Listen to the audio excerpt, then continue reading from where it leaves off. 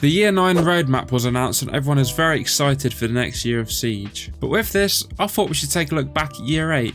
We will review what each season added and took away from the game. We will judge what Siege has done well and where they need to improve in order for Year 9 to do as well as we all hope it will. First of all, here is the Year 9 roadmap and it is beefy. New operators, rebalanced operators, operators being given a locker, operators being taught how to use shields properly. Wow, just splendid. New anti-cheat systems too? Perfect. This is what I call a good roadmap. Now let's have a look at the Year 8 roadmap. Where's the rest of it? Oh look, mouse and keyboard on console penalties. Well that's good to be Quick Match 2.0? Well that sounds alright. Oh nice, a shield rework. Hold on a second. Right, we'll get to that later. Anyway, let's take a look at Year 8 Season 1. Operation Commanding Force was our first experience of Year 8 and it introduced Brava, a free-speed attacker whose gadget allows them to hijack or destroy defender utility. Sounds great, except for a couple glaring issues. One of which being the fact that no one uses utility anymore. It's all about the TDM meta. You can't hack gadgets when an enemy team looks like this now, can you? Also, the drone Brava uses is fairly big and not super agile. Getting the drone into the objective and hacking gadgets is a pretty big challenge. That being said, when you bring Brava and she does work, it's an absolute blast. Killing Kapkan with his own traps or locking defenders out of sight of her ruining gates is brilliant. And when she's played right, she can have a pretty good impact on your team's success. As well as the new operator, Operation Commanding Force introduced some changes to the compensator and muzzle brake. This was nice because up until this point, the flash hide had been the go-to choice.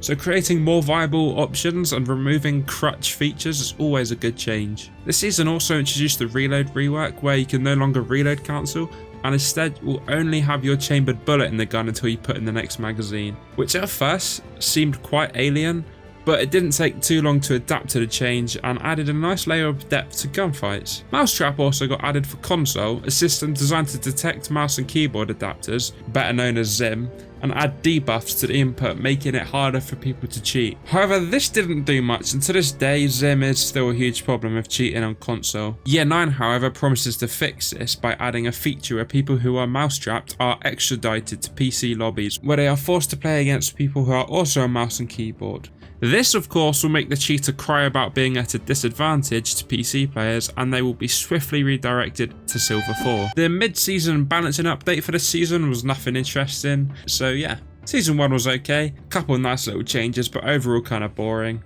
No new map or rework and a lackluster operator. 5 out of 10. Operation Dread Factor was the second season of Year 8 and it introduced Fenrir to the defender pool and his presence was much more impactful than Brava's. The fact that he has 5 of these fear-inducing mines ready to use at any time, which are really easy to hide and will effectively blind players who are caught in his scarecrow toxin is crazy. Even though he can only have 3 mines active at once, this guy has stirred a lot of unrest in the community. People begging for nerfs. Thankfully, they just announced Fenrir will be getting a big nerf coming up later this year. Oh, and I also found this old operator portrait for him. And, oh my goodness. What has Fenrir seen to look like this? What has he been through? Look at him. This guy knows something he's not supposed to. He probably knows why the chicken crossed the road. Consulate also got reworked. Now this is brilliant. Old Consulate was the worst map in the game. I don't care what anyone says. Every time I had to play it in ranked, I would have a temper tantrum and I'm not even joking. And this was a big rework as well. Almost every part of the map had changed. The map now feels a lot more close quarters, but to make up for it, there are plenty more destructible surfaces. Now I will say this was a very good improvement for the map. One of the big features this season and it turned out okay. The Frost rework was originally coming out this season, but it got pushed back, meaning this season was down one of its biggest features. The permanent arcade playlist and some new modes in the shooting range also got added, which is cool and that, but I don't care. Now the only other worthwhile thing that happened in Operation Dread Factor was that the mid-season update is the update that made Nock useless. Now her gadget only interrupts cameras and has no effects on her footstep volume, so you just have a Vigil knockoff with a worse loadout basically, which is brilliant. I mean most of the time on attack you're shooting out the cameras anyway, so you've not really got any cameras to hide from unless they have a Valkyrie. Other than that though, this season was pretty good. 7 out of 10. But I'll tell you what is 10 out of 10, hitting the subscribe button. That truly would be perfect. Season 3 was Operation Heavy Metal and added Ram. Pretty decent attacker who goes crazy on the vertical breaching. The main catch with Ram was that you could destroy surfaces quickly and from a safe distance, as opposed to Sledge and Buck, who must stand near the surfaces they want to destroy. She can also destroy bulletproof utility with her deployable tank, which is nice. Other changes included Fuse having freedom to place his cluster charges on shields for some reason, and improved shotgun spread mechanics. Some new training maps got added, but for most people that doesn't mean anything. But by far, the most noteworthy thing that this season added was the destruction of the quick match and unranked playlists. You see, Ubisoft in their infinite wisdom took it upon themselves to utterly annihilate the two playlists that not a single player had a problem with. Unranked became standard, similar to ranked, apart from there's no map and operator banning, there's no overtime, but there is the abandon penalties for some reason, so that's cool. Quick Match 2.0 removed half the maps from the matchmaking pool, a change which has previously been seen in Year 4 and was extremely unpopular, causing them to revert it, so we don't know why they brought it back.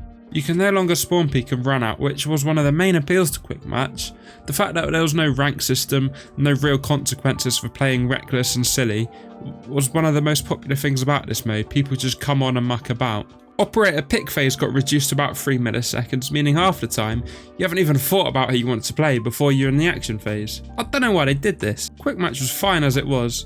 I could go on for ages about reasons why these playlist updates are bogus, but I'm quickly just going to rush through the mid-season update so this video is not 3 hours long. Yana lost her frag grenades, a few more people got frag grenades, and the Frost reworks finally implemented. Despite the genocide of the playlists, I did enjoy the season at the start, but it did get boring pretty fast, so I'm going to have to give this one another 5 out of 10. If it's not broken, don't fix it. And just like that, here we are, present day Operation Deep Freeze. We got the new map layer, which seems pretty decent. I think there still needs to be a bit more time for people to adjust, but doesn't seem terrible.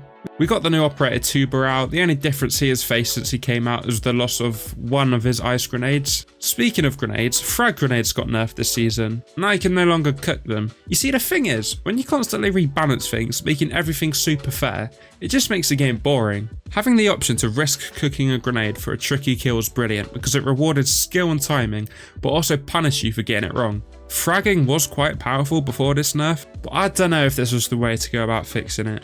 Couple recoil changes and secondary utility swaps for the mid-season update, but nothing worth mentioning. The shield rework was also supposed to come out in the mid-season update, but it got pushed back till Year 9 Season 1, meaning this update was missing one of its biggest features. An okay season, nothing terrible, but I'm going to give it a 6 out of 10. So ultimately, this is what Year 8 looks like. Not brilliant if we're being honest. The combined scores add up to 5.75 out of 10. Also, bear in mind that this whole time, cheating has been super prevalent. So whilst this year has been, dare I say it, kinda crud, there have been plenty of opportunities for Ubisoft to learn from mistakes. If you made it this far into the video, I just want to say a huge thank you, and be sure to let me know your thoughts on Year 8. Thank you all for watching and have a good day.